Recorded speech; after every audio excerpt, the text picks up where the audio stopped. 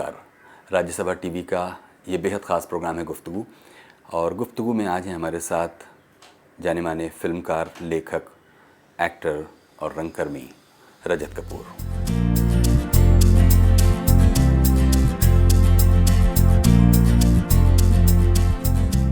रजत कपूर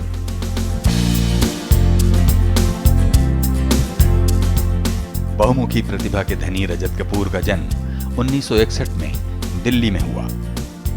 बचपन से ही अपने परिवार के साथ फिल्में देखने वाले रजत कपूर के मन में एक सपना पलने लगा था। वो सपना था फिल्में बनाने का। अपने सपने को हकीकत में बदलने के लिए 1983 में चिंगारी नाम का थिएटर ज्वाइन करने के बाद रजत कपूर ने खुद को तराशने के लिए FTII पुणे में दाखिला लिया। कुमार शाहनी की फिल्म ख्याल गाथा से अपने करियर की शुरुआत करने वाले रजत कपूर ने अपने फिल्मी सफर में कई उतार चढ़ाव देखे हैं। फिल्म दिल चाहता है से अपनी उपस्थिति दर्ज कराने वाले रजत कपूर ने monsoon wedding, corporate, fatso, Bheja fry, the last days of the Raj, Khoya Khoya चांद, क्रेजी 4 और 10 विदानियां जैसी फिल्मों में अभिनय किया।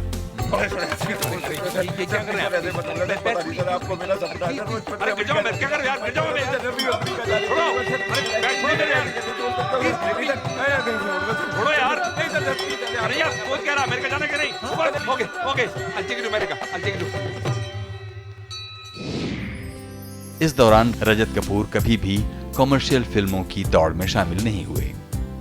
2014 में आई फिल्म आंखों देखी के लिए रजत कपूर के लेखन, निर्देशन और अभिनय की सराहना सबने की और आंखों देखी को फिल्म फेयर में सर्वश्रेष्ठ कहानी के लिए सम्मानित किया गया।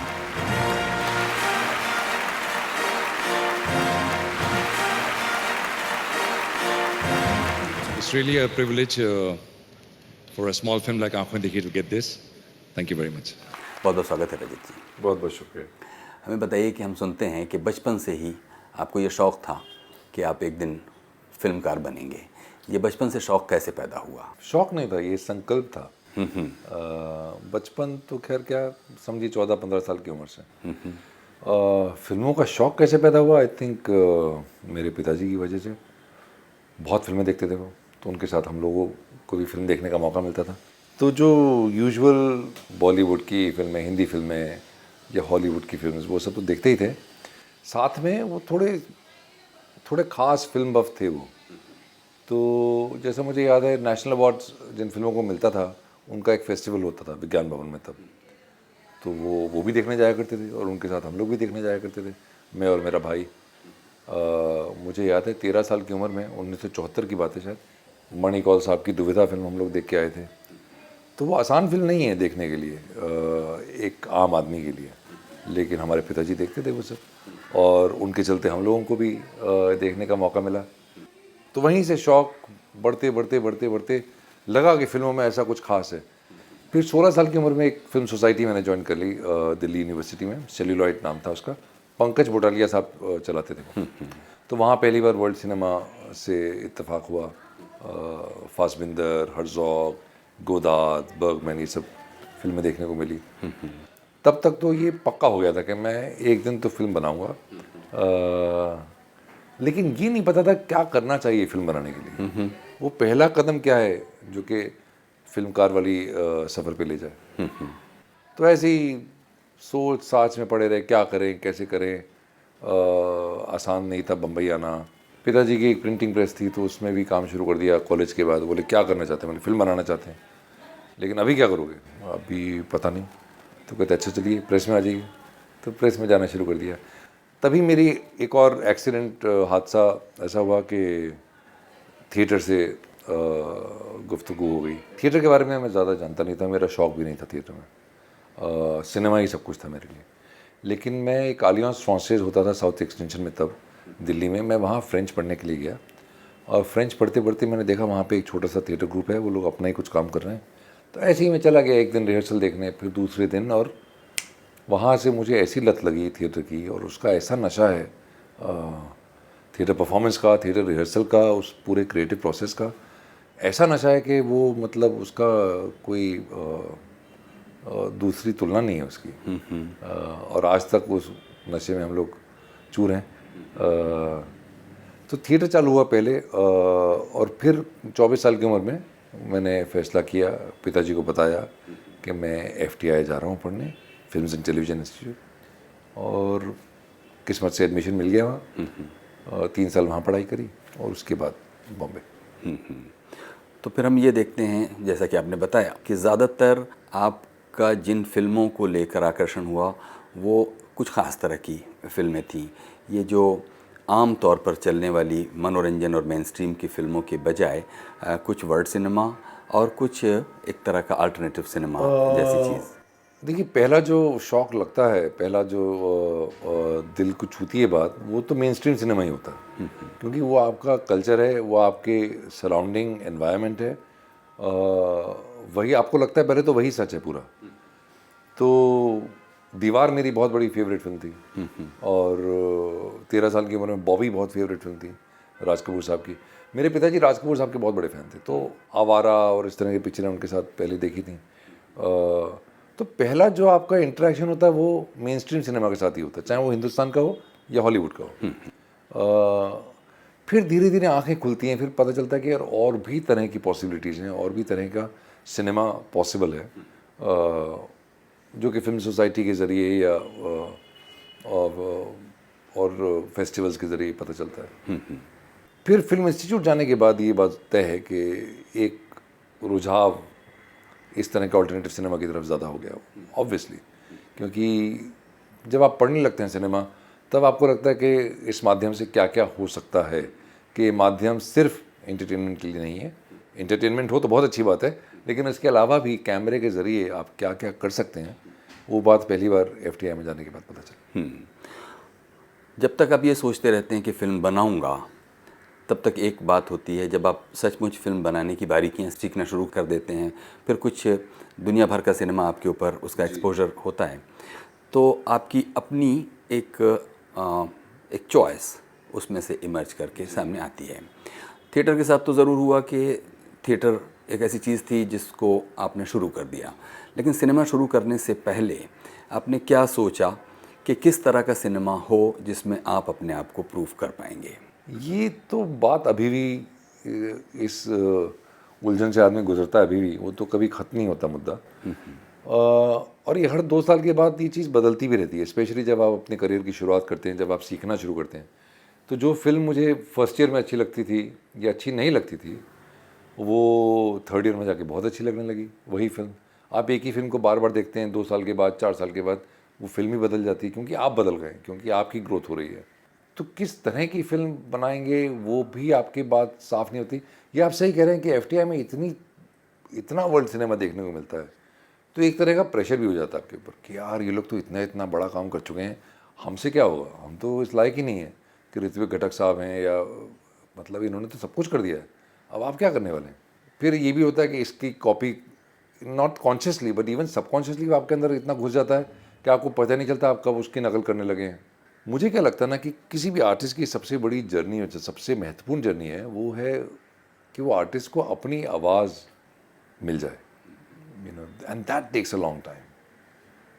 तो 5 साल हो, 10 साल हो, कोई खुशकिस्मत लोग ऐसे भी होते हैं जिनको पहली फिल्म में ही अपनी आवाज़ मिल जाती है, जैसे पाथेर पंचाली सत्यजीत रे साहब की।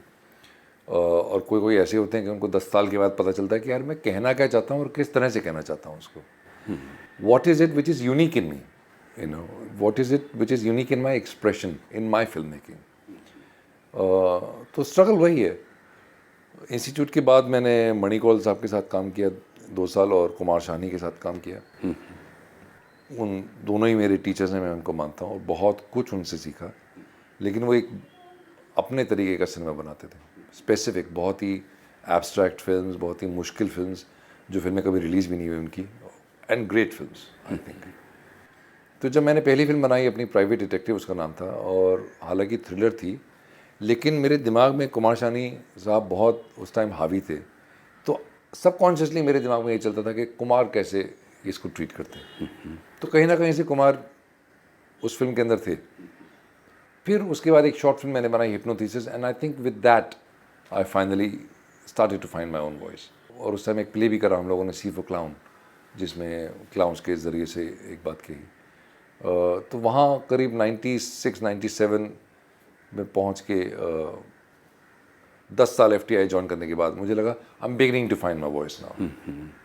अपनी आवाज़ को ढूंढना ये एक बहुत एक सजग फिल्मकार के लिए एक बहुत ज़रूरी काम है, क्योंकि अगर आपने उसे एक पेशे की तरह लिया तो एक साल के बाद दूसरे साल एक आउट ऑफ कंपल्शन आप एक फ़िल्म बनाते जाते हैं और उसमें वो तलाश पूरी नहीं हो पाती और वो एक पेशा जैसा होकर रह जाता है।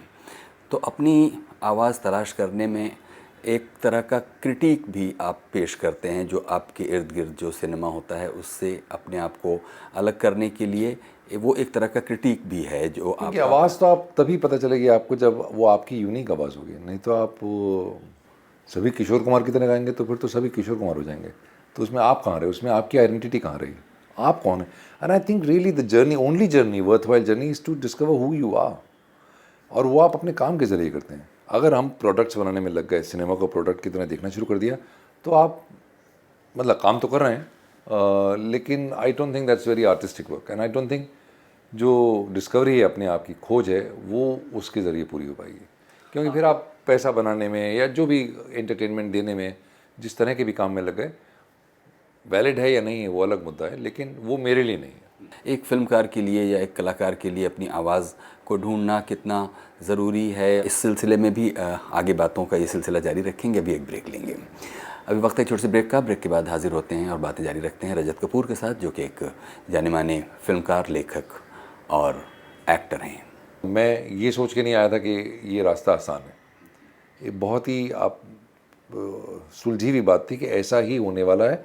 अगर आप इस तरह की फिल्में बनाने वाले हैं तो ये रोड़े रास्ते में आने वाले हैं, और ये सब जान समझ के हम लोग अपनी चॉइस से इस फील्ड में आए हैं।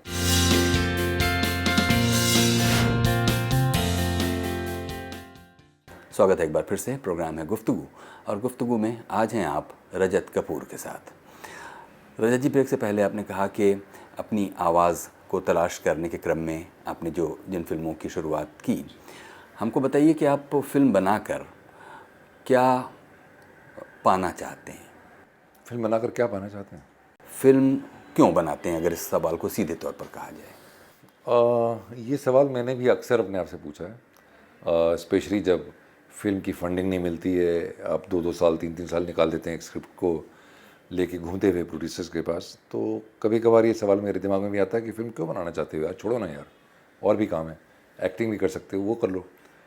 लेकिन उसका जवाब फिर मुझे यही मिलता है कि ये एक बीमारी है, इट्स अ सिकनेस जिसका इलाज है नहीं मेरे पास। तो ये मेरी चाह भी नहीं है कि मैं चाहूँ और मैं अपने हाथ झाड़ के खड़ा हो जाऊँ, मैं नहीं कर सकता हूँ। So because it's a disease, I have to make films, you know, I have stories, I have to write, I have to इससे बेहतर जवाब मेरे पास शायद नहीं है कि फिल्म क्यों बनाना चाहते हैं। ऐसा नहीं है कि मैं दुनिया बदलना चाहता हूँ या मेरे फिल्म बनाने से, किसी के भी फिल्म बनाने से दुनिया बदल भी जाएगी, ये भी सोचना गलत है। बस ये एक सेल्फ डिस्कवरी का ज़रिया है मेरे लिए, जिसके माध्यम से मैं शायद दुनिया को समझ पाऊँ, मैं शायद अपने आप को समझ पाऊँ, और हमारा जो अस्तित्व है इस दुनिया में उसको कुछ हद तक समझ पाए आदमी। नेचुरली अगर रजत कपूर एक फ़िल्म बनाएंगे तो वो रजत कपूर की फ़िल्म होगी, उसमें उनका अपना एक इम्प्रिंट होगा, लेकिन उस इम्प्रिंट को उन्होंने कहीं से हासिल किया होगा और वो किसी चीज़ के बरक्स खड़ा होगा। यानी कि जितनी तरह का सिनेमा, मतलब हम लोगों का जितना विविधता से भरा हुआ समाज है, उसमें उतनी तरह का विविध सिनेमा मौजूद है। तो सब तरह के सिनेमा पर नज़र डालते हुए वो किस तरह की फ़िल्में हैं, आपको लगता है कि वो हमारे लिए सबसे अच्छी फ़िल्म हो सकती है? और अब तक की फ़िल्मों से वो बिल्कुल, हालांकि आपने आँखों देखी बनाकर इस बात को साबित ज़रूर किया है, लेकिन वो जो कोशिश है उस दिशा में वो किस अप्रोच से चलती रहती है? एक नई कहानी, एक नया एक्सपीरियंस आप बनाने की कोशिश करते हैं हर बार, और आप अपने आप को भी चैलेंज करना चाहते हैं, आप वो नहीं करना चाहते हैं जो आपने पहले किया। तो रघु रोमियो हो या मिक्स डबल्स हो या मिथ्या, फैट्स हो या आँखों देखी, हर बार कोशिश ये रहती है कि आप कुछ ऐसा करें जो आपने पहले नहीं किया, अपनी बाउंड्रीज़ को थोड़ा पुश करें, थोड़ा सिनेमा को और सीख पाएँ, क्योंकि ये तो इनफाइनाइट मीडियम है, इसका तो कोई अंत नहीं है। इट्स लाइक टू से कि मैंने पोइट्री अभी कर ली, मैं पहुंच गया, उसका कोई अंत नहीं है, आप कहाँ पहुंचेंगे? तो जितना आप नीचे जाएंगे वो तो जा सकते हैं, उतनी गुंजाइश और है जाने की। लेकिन ये मैं कहना चाहूँगा कि इन्फ्लुएंसेस जो हैं मेरे ऊपर वो बहुत विविध हैं, वो हर तरफ से हैं। चाहे वो चैपलिन हो या फेडरिको फेलिनी, वो I think is the greatest film maker. Chaplin और फेलिनी मेरे लिए सबसे बड़े फिल्म मेकर्स हैं। उसके बाद बिली वाइल्डर साहब, Martin Scorsese, Coen brothers, Pedro Almodovar, Japan की ओजू, फ्रांस के एरिक रोमर, ऋत्विक घटक, गुरुदत्त यहाँ से, तो बहुत। और क्या है, ये सब अलग अलग तरह की फिल्में बनाते हैं, कोई ऐसा नहीं है कि इनमें कुछ एक कॉमन थ्रेड है, नहीं है। लेकिन वो बनाते हैं जो कि उनके लिए सच है, जो कि उनका एक्सप्रेशन और सिर्फ उनका एक्सप्रेशन है, यू नो। और जब एक कलाकार अपने एक्सप्रेशन में किसी पीक पे पहुंचता है, तब आपको लगता है ये काम जो है इसमें कुछ गहराई है, इसमें कुछ खास बात है। सो इन्फ्लुएंसेस ये सब तरह के मेरे ऊपर। मुझे गैंगस्टर फिल्म भी बहुत अच्छी लगती है, मुझे पुरानी हॉलीवुड की म्यूजिकल्स भी बहुत अच्छी लगती हैं, मुझे गुरुदत्त की प्यासा भी बहुत अच्छी लगती है। तो सब तरह की फिल्में अच्छी लगती हैं। ऐसा नहीं है कि इसी तरह की बननी चाहिए या उसी तरह की बननी चाहिए। मुझे लगता है संजय लीला बंसाली जो काम कर रहे हैं बहुत अच्छा कर रहे हैं, क्योंकि वो बंसाली ही कर सकता है, कोई और नहीं कर सकता। यू नो, उसकी एक पर्टिकुलर विजन है, उसकी अपनी विजन है, and he is very loyal to that vision. उसमें वो नहीं कोशिश करता कि मैं कुछ और करूं, वो यही है और यही सपना मेरे को चेज करना है और यही इसी सपने के अंत तक पहुंचना है मुझे।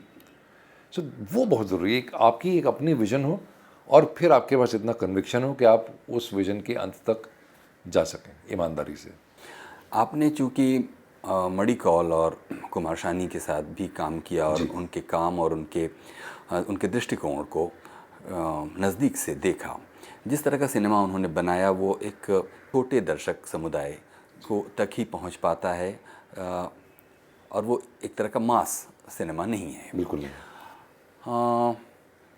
तब जबकि अब उस तरह की फिल्में बनना करीब करीब बंद हो गई, वो एक पूरी धारा ही ख़त्म हो गई अनफॉर्चुनेटली। लेकिन क्या वो धारा के ख़िलाफ़ एक ज़िद से बनाई जा रही फिल्में थीं, या उनमें क्या वो एक आर्टिस्टिक विजन थी साहब? उसमें ये नहीं था कि हम इस धारा को तोड़ के कुछ बनाए, उसमें कुछ एक नया अचीव करने की कोशिश थी।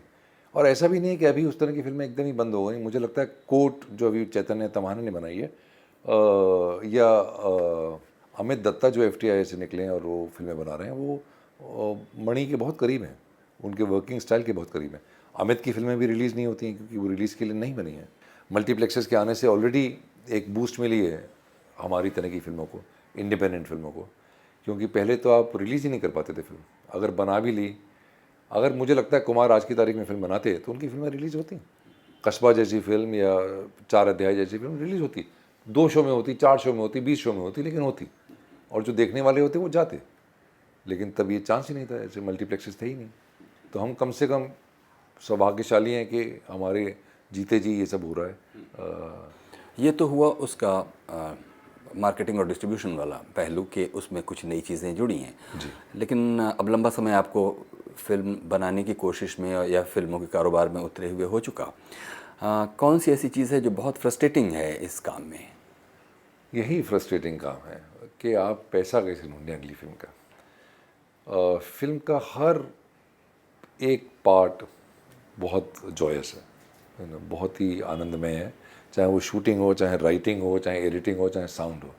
लेकिन जो 2 फिल्मों के बीच की जो 1 साल, 6 महीना, 2 साल कभी कभी होता है, वो बहुत दुखदायक है कि कैसे पैसा देगा, कौन पैसा देगा, कैसे लोग कन्विंस होंगे कि भाई ये स्क्रिप्ट में कुछ है कहने वाली बात, जो सुनने वाली बात, और शायद इसके लिए दर्शक भी हैं, लेकिन आप उसके लिए कन्विक्शन चाहिए किसी प्रोड्यूसर के पास। जब तक वो कन्विक्शन नहीं होगा तो तब तक हम लोग कोशिश करते रहते हैं। देखिए, इसमें दुखी होने की कोई बात नहीं है, क्योंकि हम लोग कम से कम मैं ये सोच के नहीं आया था कि ये रास्ता आसान है।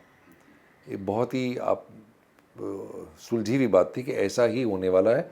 अगर आप इस तरह की फिल्में बनाने वाले हैं तो ये रोड़े रास्ते में आने वाले हैं, और ये सब जान समझ के हम लोग अपनी चॉइस से इस फील्ड में आए हैं। तो इसमें शिकायत वाली तो कोई बात ही नहीं है।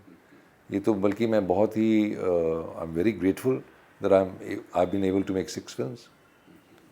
तो शिकायत का कोई उसमें स्कोप है नहीं। 6 बनाई हैं, अगले 20 साल के अंदर हो सकता है 4 बनाऊँ और 3 बनाऊँ या 6 बनाऊँ या 8 बनाऊँ, जो भी है। For me it's a gift. I'm really grateful that I'm able to make films and I'm able to make the films that I believe in. तो फिल्म बनाने के अलावा एक्टिंग और थिएटर, ये दो और भी ऐसे एरियाज़ हैं जो आपके लिए काफ़ी हलचलों से भरे क्षेत्र हैं। इस सिलसिले पे बात आगे करेंगे। अभी एक ब्रेक ले लेते हैं। अभी वक्त है एक छोटे से ब्रेक का। ब्रेक के बाद हाजिर होते हैं और बातें जारी रखते हैं रजत कपूर के साथ।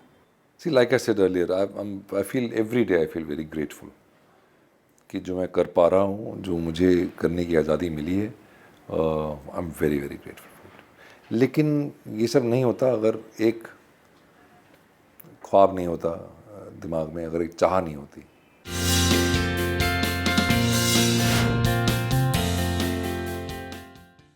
स्वागत है एक बार फिर से। रजत कपूर हैं आज हमारे साथ, मशहूर फिल्मकार, एक्टर और रंगकर्मी। रजत जी, क्या ये जो ब्रेक से पहले जो आप कह रहे थे कि ये जो कुछ जो फ्रस्ट्रेशन का जो एरिया है, वो ही कुछ आपको फिर डेस्परेशन में एक्टिंग की तरफ खींच कर ले जाता है? नहीं, ऐसा नहीं है, क्योंकि I'll tell you, acting just happened to me, you know. I was not chasing it. I didn't go for any auditions or anything. I was acting on stage, so somebody saw me, Nasir Saab saw me on stage in a play, and I think he recommended me to Meera Nair for Monsoon Wedding. और फिर किसी ने ऐसे ही पता नहीं क्यों मुझे add दे दिया था 98 में, वो बहुत अच्छा ऐड था। तो फिर किसी ने देख के, फरहान ने मुझे देख के वो ऑडिशन के लिए बुलाया, दिल चाहता। तो it just came to me, you know, it was not that I was looking for it, but I am very happy it came to me, because उसके साथ में थोड़ा पैसा भी आया। पहली बार ज़िंदगी में थोड़ी रोज़मर्रा की समस्याएं थोड़ी हल हो गई उसकी वजह से। लेकिन एक्टिंग मुझे लगता है बहुत ही आसान काम है। ये मैं कई बार कह चुका हूँ और मेरे कुछ एक्टर दोस्त मुझसे बहुत नाराज़ भी हैं क्योंकि मैं ये कहता रहता हूँ, लेकिन मुझे सच में लगता है फिल्म एक्टिंग बहुत आसान काम है, अगर आप ठीक ठाक एक्टर हैं तो। अगर नहीं है तो फिर कुछ भी नहीं कर सकते आप, कि फिर तो कोई कह के ये चाय का प्याला पीजिए रखिए तो आप उसी में घबरा जाएं। लेकिन अगर ये चीज़ें आपके लिए मुश्किल नहीं है, कैमरा मुश्किल नहीं है, तो उसमें कुछ ज़्यादा तीरंदाजी है नहीं। क्योंकि स्क्रिप्ट आपके पास होती है, डायलॉग किसी और ने लिखे हुए आपके लिए, डायरेक्टर आपके पास है बताने के लिए क्या करना है, आपको तो वहाँ खड़े होकर 2-4 शब्द बोल के घर चले जाना है। And acting doesn't take so much time also. मतलब अगर मैं फिल्म बना रहा हूँ तो लिखने से लेके फिल्म रिलीज़ होने तक 1.5 या 2 साल उसमें चला जाता है आपकी ज़िंदगी का, जिसमें आप सिर्फ यही कर रहे हैं और कुछ नहीं कर रहे हैं। एक्टिंग के काम में 25 दिन 30 दिन में आपका पूरा काम ख़त्म हो जाता है पिक्चर में।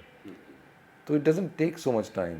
सो and I don't know many films as an actor, लेकिन अच्छे रोल और अच्छे डायरेक्टर्स अगर रोल लेके आते हैं मेरे पास, तो बहुत ज़्यादा काम भी नहीं करना चाहता मैं, क्योंकि पैसे से मुझे ज़्यादा लगाव भी नहीं है, लेकिन अच्छे काम से है।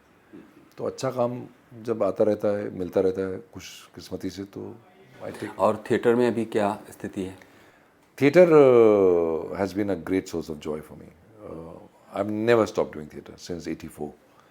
तो FTI में था तो भी वापस जाके, उसके बाद दिल्ली में चिंगारी ग्रुप के साथ, फिर बम्बई में पिछले 20 सालों से। पिछले 12 साल में हम लोगों ने C4 क्लाउन किया, ब्लू मक किया अतुल के साथ, और Hamlet the clown Prince, nothing like clear, और अब मैं नया प्ले अपना शुरू करने जा रहा हूँ, एज यू लाइक इट। और अभी थिएटर की बहुत अच्छी डिमांड है हिंदुस्तान में। तो हैमलेट के हम लोग करीब 180 शोज़ कर चुके हैं पिछले करीब 7 सालों में। शोज़ चलते रहते हैं, लोग आते रहते हैं, अभी भी आ रहे हैं लोग। आई am very very happy with that. और हम लोग ट्रैवल करते रहते हैं प्लेस के साथ, वो भी एक अलग ही उसका आनंद है। एक टीम बनी हुई है, वो टीम देश विदेश यहाँ अलग अलग शहरों में जाके परफॉर्म कर रही है, दर्शक आते रहते हैं। मतलब हम लोग तो इतने खुश हो जाते हैं ये सोच के, ये देख के कि आप वो कर रहे हैं जो आप करना चाहते थे, आपने उसमें कॉम्प्रोमाइज़ नहीं करा। तो मुझे क्या लगता है ना इरफान साहब, कि मैंने ज़िंदगी में काम ही नहीं करा। इतने सालों से मैं जो भी कर रहा हूँ वो तो मैं अपनी खुशी से कर रहा हूँ। मैंने कभी ऐसा जॉब तो किया ही नहीं, क्योंकि मुझे स्क्रिप्टिंग में भी मज़ा आता है, मुझे थिएटर में भी मज़ा आता है। ये तो सब मेरे लिए खेल है। तो लगता है रोज़ एक नया खेल शुरू हो रहा है कुछ। ऐसा कभी लगा नहीं कि यार काम पे जाना है। और ये मुझे लगता है बहुत कम लोगों को इस दुनिया में नसीब होता है। कि आप वो कर पाएँ, आपको वो करने की आज़ादी मिले जो आप सच में करना चाहते हैं। अभी बातचीत के पिछले हिस्से में एक छोटा सवाल फिर मेरे दिमाग में अचानक उभरा, और वो आपके फ़िल्म बनाने वाले ही अनुभव से जुड़ा हुआ है। बहुत कम बार ऐसा होता है कि आपको अपनी ही सोच से मेल खाती हुई एक टीम जैसी मिल जाए। मिल जाए तो बड़ी सौभाग्य की बात होती है, और नहीं तो फिर आपको बड़े अटपटे अनुभवों से गुजरना पड़ता है। फ़िल्म की योजना आपने बनाई होती है कुछ और बड़ी महत्वाकांक्षी ढंग की, लेकिन वो बहुत रियल एक्सपीरियंसेस से, सिचुएशन से टकराती हुई कुछ का कुछ बन जाती है। इसमें क्या आपका अनुभव है? I been very lucky I think. जो मैंने 6 फिल्में बनाई हैं अभी तक, फीचर फिल्म्स, वो सब एक ही कैमरामैन के साथ, राफ़ी महमूद। वो बहुत ही बड़े कोलैबोरेटर मेरे लिए रहे हैं। सारी 6 फिल्मों की साउंड रसूल पुकुटी, 6 में से 5 फिल्मों की editing Suresh Pai. So I have had a team for 20 years and I am very loyal to them. तो मुझसे कोई कैमरामैन मिलते भी, बहुत मिलते हैं कैमरामैन कि भाई आपके साथ काम करना चाहते हैं, तो मैं कहता हूँ यार मेरी तो राफ़े के साथ शादी हुई भी है, अब मैं तो मना नहीं कर सकता राफ़े को, जब तक राफ़े मुझे मना ना करें। अगर राफ़े बोले कि मुझे नहीं करना तुम्हारे साथ काम, तब मैं आपसे मिल सकता हूँ, लेकिन जब तक राफ़े ना नहीं करेंगे मैं तो ना नहीं कर सकता, ये मेरी मजबूरी है। So I have that sense of loyalty with my team as you call it. तो कैमरामैन, अभी प्रोडक्शन डिज़ाइनर मीनल अग्रवाल जो कि मेरी बीवी भी हैं, उनके साथ पिछले 4 फिल्मों से, सागर देसाई म्यूज़िक कंपोज़र पिछली 4 फिल्मों से।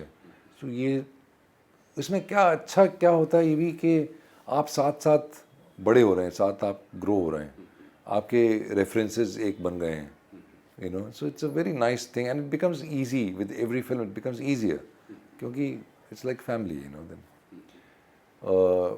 कुछ उसी तरह से सौरभ शुक्ला के साथ एक कोलैबोरेशन रहा है as a writer, actor, director पिछली 5-6 फिल्मों से।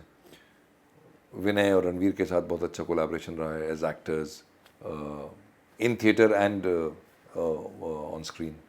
अतुल के साथ थिएटर में बहुत कोलैबोरेट किया, Atul Kumar from Delhi. So these have been wonderful journeys for me, you know, with this group of friends really. अपनी फ़िल्मों के ज़रिए आप, अगर देखा जाए कि कोई एक बात जो आप कहना चाहते हैं, जो किसी फिल्म में थोड़ी सी कही गई, अगले में कुछ और उसका टुकड़ा आ गया, लेकिन वो कोशिश लगातार जारी रहती है और रहता है कि कुछ छूट गया है, अभी और कुछ कहना है। क्या कहना है आपको अपनी फिल्मों में, फिल्मों के ज़रिए? ये तो मैं नहीं जानता। मुझे लगता भी नहीं कोई एक ऐसी चीज़ या 2 ऐसी चीज़ है कहने वाली। I don't think it is that. Film बनाते वक्त आदमी ये नहीं कहता कि मुझे क्या कहना है। जो आप कर रहे हैं उसके ज़रिए एक एक्सपीरियंस आप क्रिएट कर रहे हैं, एक अनुभव क्रिएट कर रहे हैं, जो आपको लगता है अगर ऑडियंस इस अनुभव को ले तो घर जाके कुछ शायद उसमें बदलाव आए, कुछ शायद ज़िंदगी के प्रति देखने का रवैया कुछ बदल जाए, थोड़ा आनंद हो, थोड़ा दुख भी हो, है ना। जो भी लाइफ के एक्सपीरियंसेस हैं आपको लगता है उसे अगर आप किसी तरह से शेयर कर पाएँ एक दूसरे इंसान के साथ, तो वो बहुत बड़ी बात होती है। ये जो 5-6 फिल्में जिनकी बात आप कर रहे हैं, इनमें से कौन सी ऐसी फिल्म है जिसे आपको लगता था कि एक दर्शक भी मिलने चाहिए थे, उसको एक क्रिटिकल अप्रेजल भी मिलना चाहिए था और नहीं मिला? ज़्यादातर फिल्में ऐसी हैं जिनको नहीं मिला। देखिए, आँखों देखी ने बहुत पैसा नहीं बनाया, लेकिन आँखों देखी से मुझे इतना प्यार मिला और इतनी इज़्ज़त मिली है कि आज तक मुझे लाइफ में ऐसा नहीं मिला। अभी भी अजनबी लोग बाहर मिलते हैं सड़क पे, कहते हैं सर आँखों देखी, अरे इतने प्यार से कहते हैं कि I can't tell you. So I think that film has left a mark. हालांकि बहुत लोगों ने उसे नहीं देखा होगा और बहुत बॉक्स ऑफिस पे पैसा नहीं बनाया। मिथ्या एक फिल्म है जो कि मुझे लगता है which did the most business for my films. Raghu Romeo और मिक्स डबल्स, रघु रोमियो तो आई गई, किसी को पता नहीं चला, लेकिन आई थिंक बाद में उसका एप्रिसिएशन ज़्यादा हो रहा है।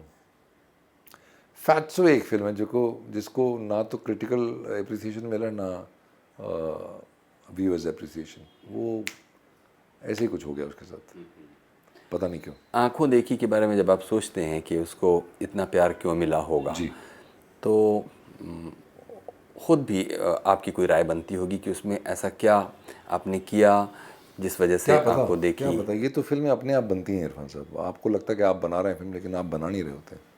फिल्म अपने आप बनाती है खुद को। क्या कह रहे हैं आप रजत जी? आप मतलब जी, बिल्कुल, इसको मिस्ट्री न करी बनाइए, आखिरकार बनती तो वो नहीं नहीं, आप सोचते हैं कि आप बना रहे हैं, आप वहाँ होते हैं, आप करते हैं वो सब काम जिसके ज़रिए फिल्म बननी चाहिए, लेकिन वो उसका एक ऑर्गेनिक ग्रोथ होता है, वो आपके हाथ में नहीं है। आप अपनी तरफ से सब मेहनत करते हैं कि भाई, लेकिन मैं कह रहा हूँ कि वो मेहनत ऐसा नहीं कि मैंने फैक्ट्स में कम की थी या आंखों देखी में ज़्यादा की थी, लेकिन कुछ चीज़ें बन जाती हैं, कुछ नहीं बनती हैं। अब इसका वो हमारे हाथ, किसी के हाथ में नहीं है। वो कभी कभी कुछ होता है आसपास, कुछ जादू होता है जो सब फिल्म के अंदर चला जाता है। कभी कभी आप उस जादू को टैप नहीं कर पाते हैं, लेकिन ये मैं बहुत पक्का यकीन है मुझे कि फिल्मों की अपनी लाइफ होती है, हर कलाकृति की अपनी लाइफ होती है। आप सोच के क्या तीर मार लेंगे? सोच के तो ज़्यादा चीज़ें होती नहीं, फील करके या आपकी इंस्टिंक्ट से। यू हैव एन इंस्टिंक्ट, आप उस इंस्टिंक्ट को फॉलो करते हैं हर बार, और वो इंस्टिंक्ट आपको किस रास्ते ले जाएगी और उसका अंत क्या होगा वो आपको पता नहीं है, लेकिन आपको लगता है इसमें कुछ है, इसमें कुछ बात है जो कहनी चाहिए और इस तरीके से कहनी चाहिए। तो आप उसी को फॉलो करते करते करते उसको एक रूप देते हैं, और वो रूप कभी भाता है, कभी नहीं भाता लोगों को। या शायद इसकी ये वजह होती हो कि वो आपके अपने नज़दीक से अनुभव किए हुए की हुई दुनिया है, वो जो सेटिंग है, वो इमोशंस हैं, वो कैरेक्टर्स आपके अपने पहचाने हुए। शायद आंखों देखी में ये भी हुआ हो कि उस दुनिया को अपने नज़दीक से देखा था। हो सकता है, लेकिन ऐसा नहीं है कि मिक्स डबल्स की दुनिया को मैं नहीं जानता या फैट्सों की दुनिया को मैं नहीं जानता, बल्कि आंखों देखी की जो कैरेक्टर्स और किरदार और जो माहौल है वो तो मेरे बचपन का माहौल है। तो see, we don't know what will work and why it works, and by work I don't mean box office, but I mean as a, कि जो आपकी सोच थी फिल्म में वो पर्दे तक पूरी पहुंची कि नहीं पहुंची, वो मेरे लिए फिल्म की कामयाबी का एक तोलने का तरीका है उसको। कि अगर आपने जो सोचा था वो पर्दे पर आ गया मोर और लेस, तो आपकी फिल्म कामयाब है। अगर आप उसी में नाकामयाब रह गए तो फिर अगली बार कोशिश कीजिए। परीक्षा, इम्तिहान, देखो सीधी सी बात, जो तुम्हारा काम है, जिसको तुम जानती हो, जिसको तुमने जिया, वही तो हकीकत है ना, वही तो जिंदगी है, वही सच है। बाकी का क्या है? हाँ बेटा, क्या गारंटी है? जा रही हूँ अम्मा। हाँ, 3 बजे तक आ जाऊंगी। अरे तुम तो समझ रहे हो ना मैं क्या कह रहा हूँ। हाँ नहीं, नहाने जाओ, लेकिन जो बात मेरी समझ में आई है वो ये है कि जो बात आप अपने अनुभव से नहीं जानते उसे कैसे यकीन कर सकते हो? सही कह रहे हो भाई। ये तो मतलब कहीं सुनी वाली बात हो गई। तुम्हें किसी ने कुछ कह दिया और तुमने मान लिया। अब जो मैं कह रहा हूँ उसे झट से मत मान लेना, क्योंकि वो मेरा सच, तुम्हारा सच कुछ और। सच है दादाजी, मैं जाता हूँ, लेट हो जाऊंगा। अरे सुन तो, स्कूल से सीधा घर आई तो मारूंगी। रजत जी, हमारे पास अब वक्त भी कम है और बातचीत हम लोग अब करीब करीब आखिर की तरफ पहुंच गए हैं। कोई ऐसी बात जो आप कहना चाहते थे और वो सवाल मैंने नहीं पूछा तो आप वो कह सकते हैं भी? See, like I said earlier, I feel every day I feel very grateful कि जो मैं कर पा रहा हूँ, जो मुझे करने की आज़ादी मिली है, आई एम वेरी वेरी ग्रेटफुल। लेकिन ये सब नहीं होता अगर एक ख्वाब नहीं होता दिमाग में, अगर एक चाह नहीं होती। और चाह सबके पास होती है कुछ करने की शायद, लेकिन उसको लोग आधे रास्ते में छोड़ देते हैं। अगर सपने हैं, चाहत है, तो सब कुछ मुमकिन है। बहुत बहुत शुक्रिया रजत जी, आपने आपका बहुत बहुत शुक्रिया। ये थे जाने माने फिल्मकार, लेखक, एक्टर और रंगकर्मी रजत कपूर। प्रोग्राम गुफ्तगू के आज के इस एपिसोड के बारे में कुछ कहना चाहते हो तो हमें लिखिए feedback.rstv@gmail.com पर। नहीं कोई छोड़, डगर वही पहचानी है, खबर वही जग जानी है, आँख देखी तो मानी है, जादू ये अनू